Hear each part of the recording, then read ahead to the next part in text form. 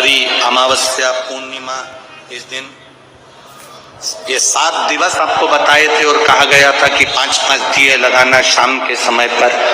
बन सके उन दिए को लंबी बाती का, कौन सी बाती का, जम के बोलो जरा, लंबी बाती का। आपको पहले भी कथा में कहा, लंबी बाती का जो दिया होता है, लंबी बाती का जो दीप होता है, वो दीप हमारे जीवन में वंश की भी वृद्धि करता है। इसलिए हमारे यहाँ पितरों का दिया, देवी जी का दिया, नवरात्रे का दीप, ये सब लंबी बाती के लगते हैं। तो लंबी बाती का जो दीप होता है वो हमारे यहाँ वंश की भी वृद्धि करता है, लक्ष्मी की भी वृद्धि करता है, सुख समृद्धि। और अगर मान लो भूल से हमारा कहीं पैसा अटक गया और वो व्यापारी नहीं दे रहा, तो लंबी बाती का जो दिया होता है वो पैसा भी हमारा वापिस लौटा कर लाता है। इसलिए लंबी बाती के दीप का स्मरण करें। सावन के महीने में जो अधिक मास पड़ता है उसमें 7 जगह अर्थात 7 तिथियां ऐसी हैं जिस दिन 5 दीप का वर्णन किया गया है हमारे शास्त्रों में। अब बहुत सावधानी से सुनिएगा। पहली है पंचमी तिथि।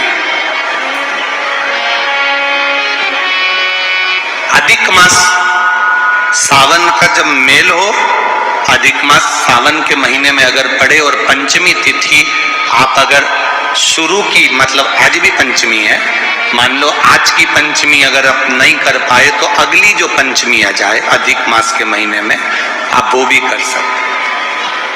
पंचमी, अष्टमी, एकादशी, प्रदोष, शिवरात्रि, अमावस्या, पूर्णिमा, ये 7 तिथियां हमारे यहाँ सावन के अधिक मास का जो संजोग होता है, इसमें ये 7 तिथियां, फिर से बोलो, पंचमी, अष्टमी, एकादशी, प्रदोष, शिवरात्रि, अमावस्या, पूर्णिमा, ये वो तिथियां हैं 7 जिन तिथियों में अगर हम 5 दीप घृत के, घी के 5 दिए अगर अपने दरवाजे के बाहर केवल भगवान की भक्ति के लिए, शिव तत्व की प्राप्ति के लिए, वैसे तो दीप लगाना चाहिए, तुलसी के क्यारे के पास लगा दो, मंदिर में लगा दो, या शिवालय पर लगा दो, या देवालय पर लगा दो।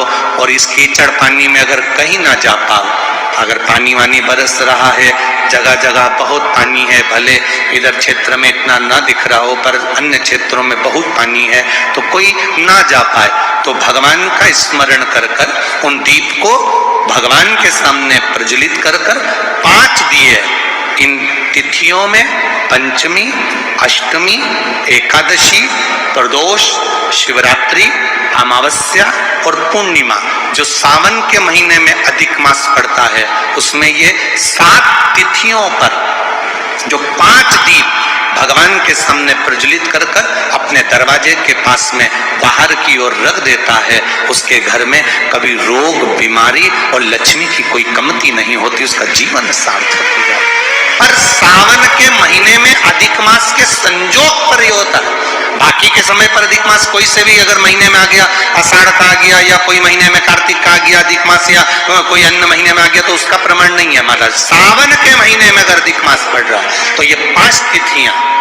अब कई लोग कहते हैं गुरुजी पंचमी हम 2 लें, 2 पंचमी आएगी, 2 एकादशी का वर्णन आ जावे, तो हम कौन सी? तो यहाँ एक भी अगर आप कर रहे हो 7 तिथियों में से एक भी अगर ये नहीं कर पाओ तो अगली कर लो, अगली नहीं कर पाओ तो ये स्मरण में रहकर डॉक्टर का पीछा ही नहीं छूट रहा हो, तो शिव महापुराण, विष्णु पुराण और स्कंद पुराण में जो पुरुषोत्तम कथाओं का वर्णन किया गया है, एक आटे का दिया, उसमें 4 बत्ती,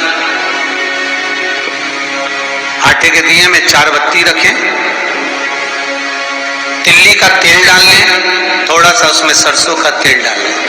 महाराज घर के बाहर अर्थात घर के अंदर के बाहर जो चौखट होती, चौखट से थोड़ा सा बाहर, बिल्कुल चौखट पे नहीं बैठना, थोड़ा सा बाहर, 9वीं तिथि के दिन शाम के 6 से 6:30 के बीच में 21 बार जो व्यक्ति व्यक्ति बीमार रहता है उसके सिर से नीचे की ओर श्री नरसिंह भगवान का स्मरण कर कर जिस अधिक मास में जिस तिथि को उतारा कर रहे हो उस तिथि का नाम लेकर, उस अश्विन अधिक मास का नाम लेकर, जो व्यक्ति का उतारा कर रहे हो उसका नाम और गोत्र लेकर 21 बार जो उतार कर उस दिए को घर के ही चौखट पर रख देता है, उस व्यक्ति की बीमारी छूट जाती है महाराज। वो रोगीला नहीं रहता, रोग से ग्रस्त नहीं रहता, दवाई गोली इसकी छूटती है। कभी ये डॉक्टर को दिखा लो, कभी वो डॉक्टर को दिखा लो, कभी यहाँ दिखाओ, कभी वहां दिखाओ, उससे छुटकारा मिलता है।